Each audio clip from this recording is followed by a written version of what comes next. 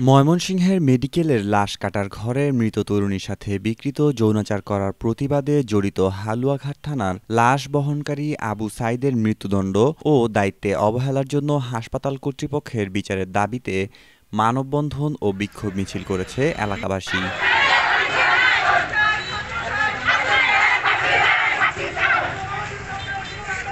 বৃহস্পতিবার সকালে পৌর শহরের কেন্দ্রীয় শহীদ মিনারে মানববন্ধন শেষে বিক্ষোভ মিছিল করে বাজার প্রদক্ষিণ করে উপজেলা নির্বাহী অফিসারের কার্যালয়ে গিয়ে তা শেষ হয়।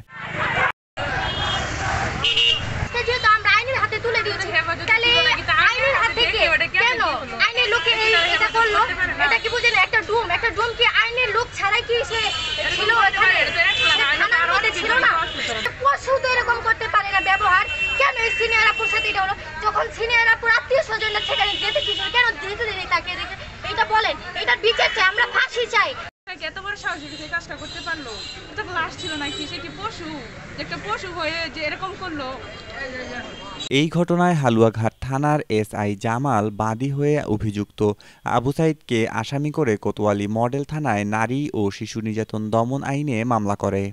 মামলায় আসামিকে বুধবার আদালতে পাঠানো হলে সেখানে ঘটনার সত্যতা স্বীকার করে জবানবন্দি দেয়। মানববন্ধনে বক্তারা অবিলম্বে আবু সাঈদের ফাঁসি কার্যকর ও সংশ্লিষ্ট কর্তৃপক্ষকে বিচারের আওতায় আনার দাবি জানান।